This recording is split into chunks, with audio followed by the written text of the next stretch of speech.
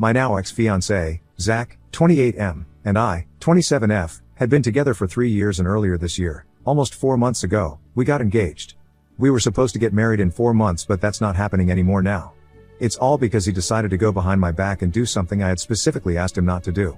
So Zach's family and my family have pretty similar financial backgrounds. We're not wealthy, but we're comfortable. His mom's a high school teacher and his dad runs a hardware store, while my mom is a nurse and my dad was the manager at a Chinese restaurant. But he unfortunately got laid off a couple of weeks before my engagement because the restaurant owner passed away and his son inherited the business.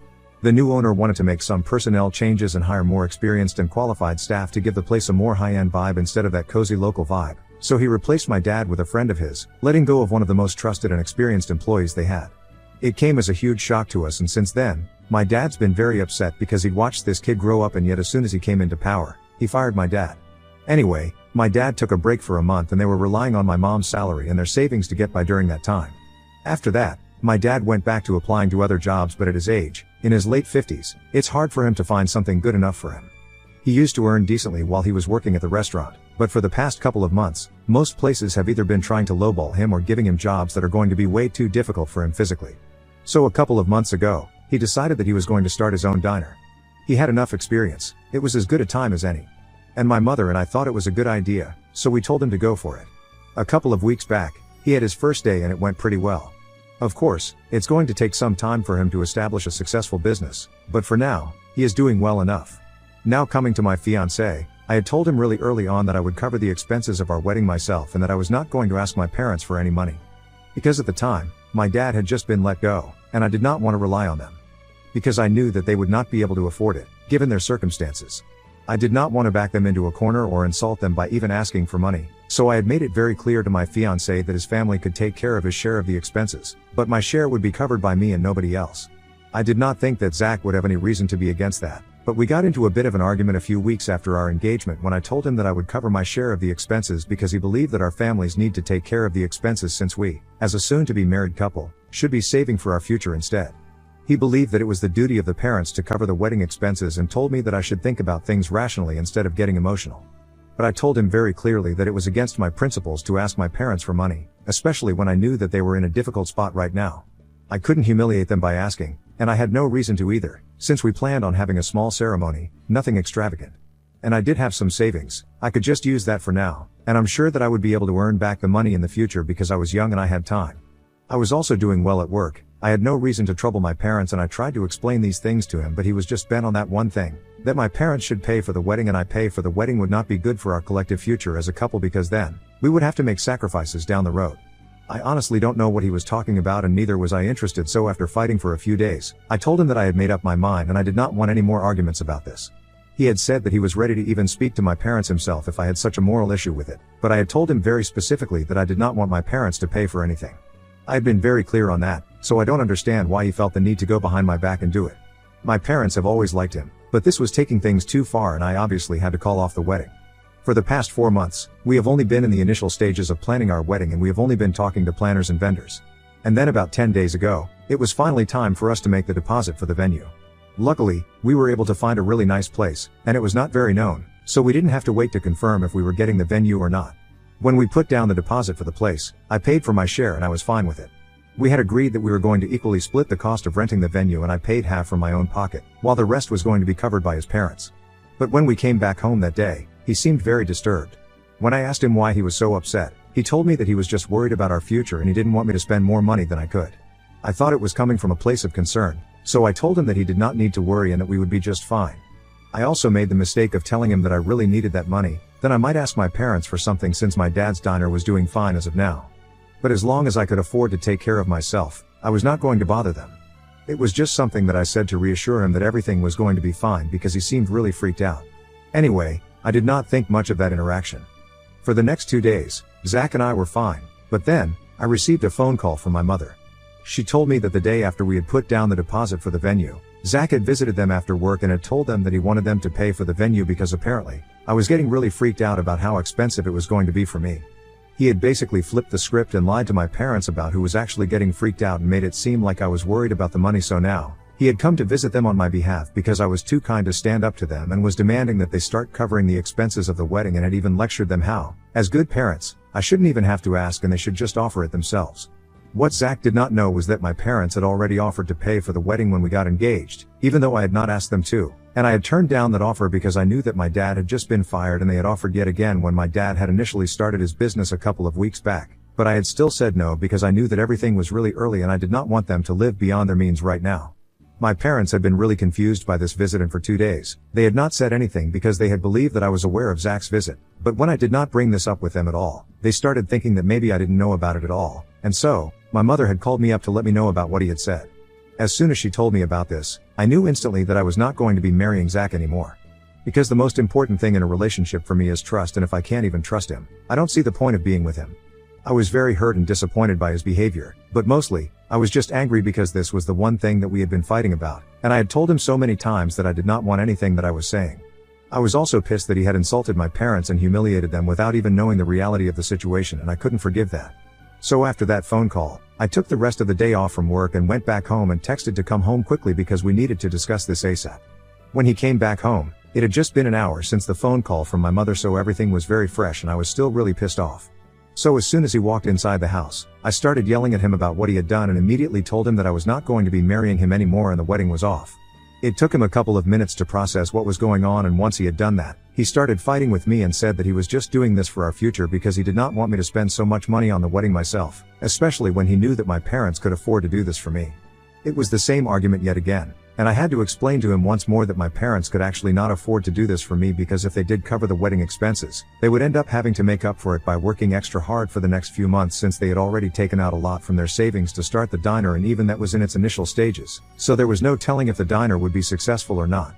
I couldn't explain to him that just because they had the money right now, did not mean they could just afford to spend it however they wished to, and I had to think about their future as well because both of them were very close to the age of retirement, and I'm pretty sure that my dad would not be able to run the diner for more than maybe 10 years.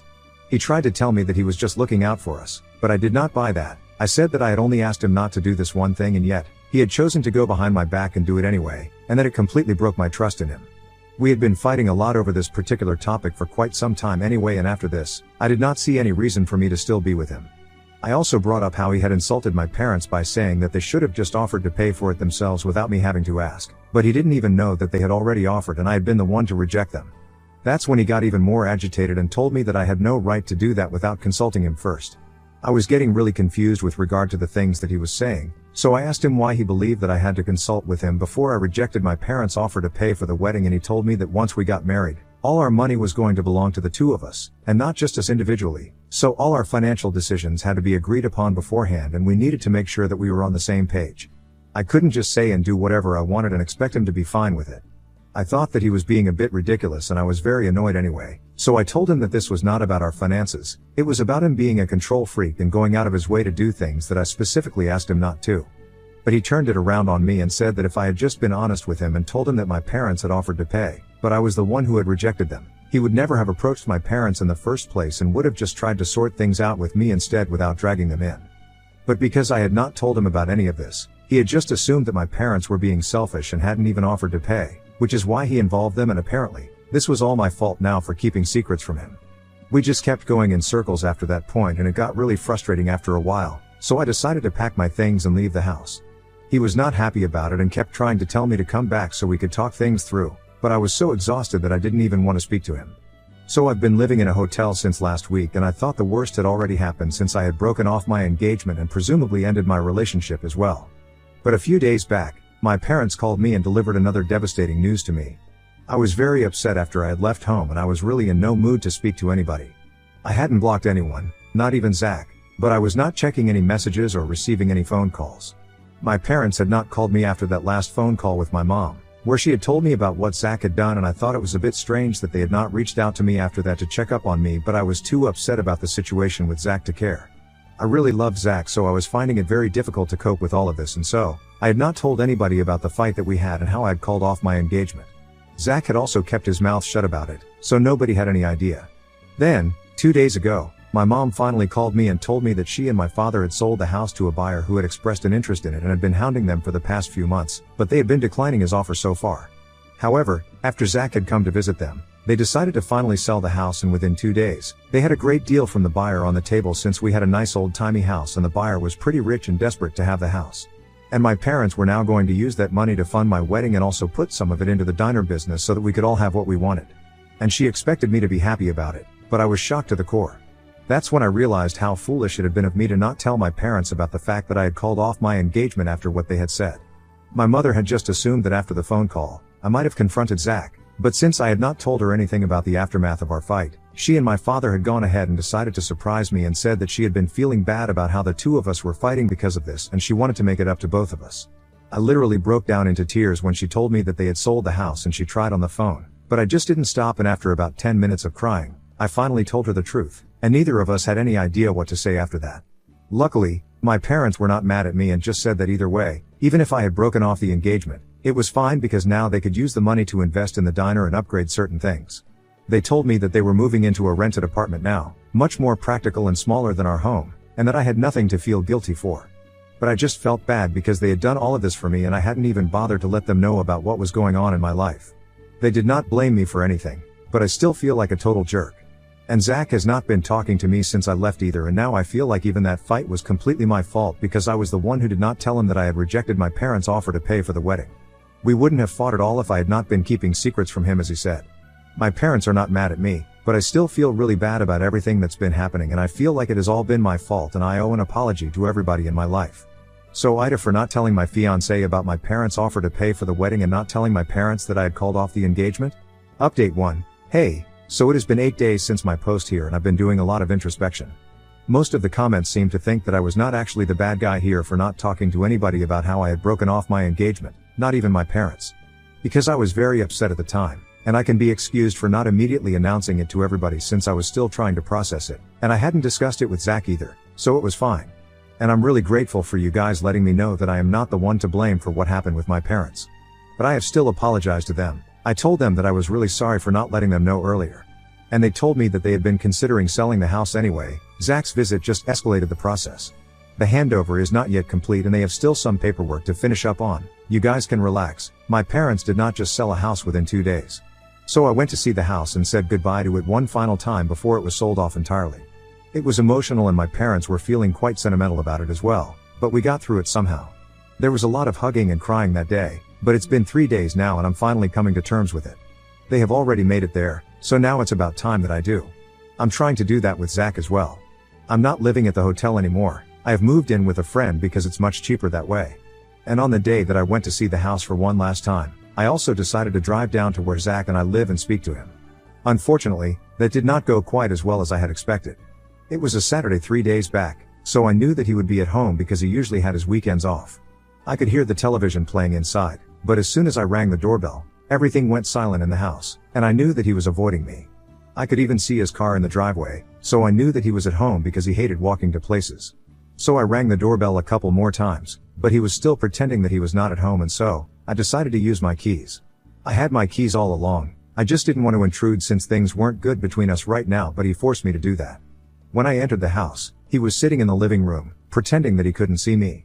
It was kind of funny, but I still tried to talk to him. I told him that I was there to discuss things with him, and it would be nice if he would at least look at me when I was trying to talk to him, instead of just pretending that he wasn't at home, like a child. However, he still did not respond to me and continued to look the other way, and that's when I started getting a little pissed off. I told him that he was being very immature about this whole thing and that I was here to genuinely clear the air between us since we had been together for quite some time, and we deserved a proper goodbye at the very least. But if he was not even gonna pretend to give it a chance, then I was probably better off leaving. That's when he turned around and finally told me that he was fine with it, he had made his peace with it, and he would appreciate it if I took my things back the next time that I came by and left him alone. I found that a bit hurtful because I was here to make things right with him, not fight even more. I was not here with the intention of telling him that I wanted to be engaged to him once again since I had already returned the ring the day that I had left home, and nor did I want to get back with him, but I just wanted to have a respectable breakup at least. However, with the way that he was acting, I did not think that it would be possible, so I started to leave. And then, he made some remark about how it was so typical of me to just abandon everything whenever things got tough. I did not appreciate that, so I turned around to argue with him because if a fight was what he wanted, I was not going to back down from it. Especially after I had to come to make peace with him, but he was just giving me an attitude for no reason. When I asked him what he had meant by that statement, about how I would just abandon situations if it got too rough, since I don't ever recall having done that while we were dating. And he brought up some completely arbitrary and unrelated situations, like whenever we could get into fights earlier, I would just walk out of the room instead of coming to a solution.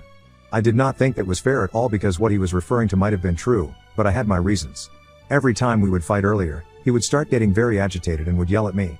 I thought he had anger issues because he would start screaming at my face very intensely, and if things got too rough, he would even start throwing stuff around, and I did not feel comfortable with that kind of behavior. And that is why I would walk out, not just because I did not want to confront the situation. So I reminded him that it was his behavior that would drive me to walk out of fights because I did not like the way he would behave with me, and I would always come back and sort things out with him when he had a cool head and neither of us was yelling at each other. That's how we had been making it work in the past, but now, he was pretending as if it was all my fault that things were falling apart.